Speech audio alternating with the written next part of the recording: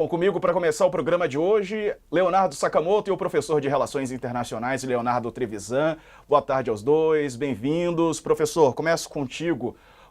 Colocar a América em primeiro lugar, né? Isso que a gente ouviu durante toda a campanha do Trump. Aliás, durante o primeiro mandato dele também teve algo nessa linha, né? Nesse sentido. E ele faz promessas, né? Sobre imigração, protecionismo econômico também, com taxação, por exemplo, para mexicanos, canadenses, enfim, e sobre a possibilidade também de implementar algumas outras agendas. O que o senhor achou desse primeiro discurso dele? Se vai em linha mesmo com o que ele prometeu e o que deve ser efetivamente cumprido na sua avaliação? Professor, boa tarde. Boa tarde, Diego. Boa tarde, Sakamoto. Boa tarde a todos que nos escutam, né? Olha, Diego, quando a gente olha para esse discurso, ele é mais ou menos o esperado, né? Ele repetiu alguma das ameaças de campanha, né? E ele sistematizou, de algum modo, aquilo que são as suas promessas para o eleitor médio que votou nele, né? Primeiro de tudo, o que chama muita atenção é a ideia de chamar idade do ouro, né? A idade dourada, vamos devolver isso, né? Será um processo bem complexo, né? Não é o perfil que o seu governo está estruturando. Quando a gente olha para o governo Trump, a gente tem que entender que ele tem uma cisão interna muito poderosa, Diego, né? Por um lado, ele fez promessas muito concretas de desregulamentação, principalmente para as big techs. Ele fez promessas muito concretas de baixar impostos e de alguma forma, aderir a todos os pedidos dos grandes bancos, né? Ele prometeu desregulamentar, ele prometeu que a economia norte-americana não teria freios. Aí a idade do ouro, né? Porém, se ele fizer exatamente isso, quem é que vai pagar a conta? O que é que ele faz com a outra parte da América que o vice dele tanto representa, Vance tanto representa, que é a parte da América que não tem diploma universitário, não consegue trabalhar na economia digital, está excluída disso. Um dado tem sido muito insistentemente lembrado em vários institutos de economia norte-americanos e ele fala por si. Os Estados Unidos tinham, até 1995, uma classe média crescente em torno de 80% do eleitorado. Eu vou repetir. 1995. Hoje, a classe média americana não ultrapassa os 50%. Em outras palavras, os Estados Unidos cresceram muito, mas eles cresceram muito concentrando renda.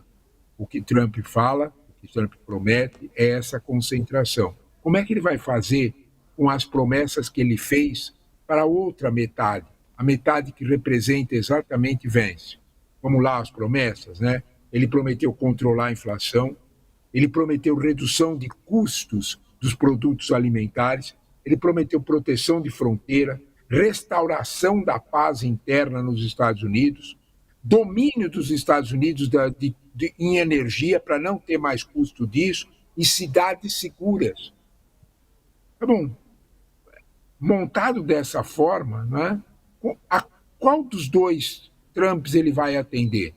O Trump das Big Techs ou o Trump do Vance? Esse ponto vai ser cobrado dentro em breve, Diego, eu não tenho nenhuma dúvida. Verdade. Boa tarde, Sakamoto. Boa tarde, Diego. Boa tarde, professor. Vou aproveitar e já fazer uma pergunta para o professor, porque essa expressão era de ouro, né? Anos dourados, né? O Trump ele não está inventando, ele está se referindo àquela década de 50 nos Estados Unidos, né? Que foi chamado de ano, né, de idade do ouro dos Estados Unidos. E você teve grande crescimento, período pós-guerra, período de consolidação da hegemonia norte-americana perante o mundo, um período em que a Guerra Fria se estabelece, né, fortemente, né? Tem avanço tecnológico, transformação social, a vida do cidadão médio norte-americano da classe média cresce, né, aumenta, melhora. Os Estados Unidos têm um grande inimigo internacional, né, e agora tem a China como inimigo internacional. Mas o interessante também é que naquele período, esses anos dourados, foi o período de maior perseguição política na história dos Estados Unidos, né, com o macartismo, né, o pessoal, tipo, encontrando comunista nos sucrilhos no café da manhã, denunciando vizinho. Foi um horror, né? Tortura, inclusive, pelo próprio governo, né, de cidadãos. E eu queria que o senhor fizesse esse paralelo, porque é o seguinte, ao ele evocar essa idade dourada da década de 50 nos Estados Unidos, ele está também pensando nesse pacote completo, ou seja, da dualidade com outro país, com crescimento, com a perseguição política. A gente pode ver uma similaridade entre as décadas, pelo menos no intuito dele? Olha, primeiro de tudo, Sakamoto, você fez uma coisa interessante, né? Que é lembrar a origem da expressão Idade do Ouro. Né? E é tudo isso que você falou, né? O auge do macartismo, a construção de um Estados Unidos absolutamente isolacionista e crescendo, mas crescendo com aliados. Sabe o que tinha na Era do Ouro, que é o que ele não tocou no discurso? Sakamoto, entre setembro, que o Trump começou a despontar como vitorioso, e dezembro, o dólar norte-americano se fortaleceu em quase 7%. Dólar forte tem um sentido, ele é atrativo de investimento, ele é atrativo de apostas empresariais. Foi exatamente o que aconteceu na outra Era Dourada. Só que a outra Era Dourada vinha com um Estados Unidos que falava em distribuição de renda, que falava em apelo para a classe média. Olha Hollywood, olha de alguma forma os filmes dessa época vendendo esse sonho americano. Tem alguma coisa disso aqui? Aqui só teremos o fortalecimento do dólar, que vai atrair negócios empresariais e vai atrair, de alguma forma, crescimento no sentido de concentração de renda. Quando a gente fala do crescimento de Trump, da proposta de Era de Ouro, nós temos que fazer uma segunda pergunta. Para quem? Se for para a gente olhar para esse crescimento, ele está basicamente concentrado especialmente nas Big Tech. É esse o ponto. É por isso que para esses da Big Tech foi prometido e ele vai cumprir. Nenhuma regulamentação. Vão crescer. Vão fazer muitos negócios, especialmente com IA, especialmente com inteligência artificial. O que é que vai sobrar para o americano médio? O que é que vai sobrar para o americano pobre? Mas, com esta realidade, nós temos que fazer a mesma pergunta.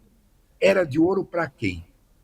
Naquele momento, a Era de Ouro ela perseguia comunistas, lembra do macartismo em Hollywood, tudo isso.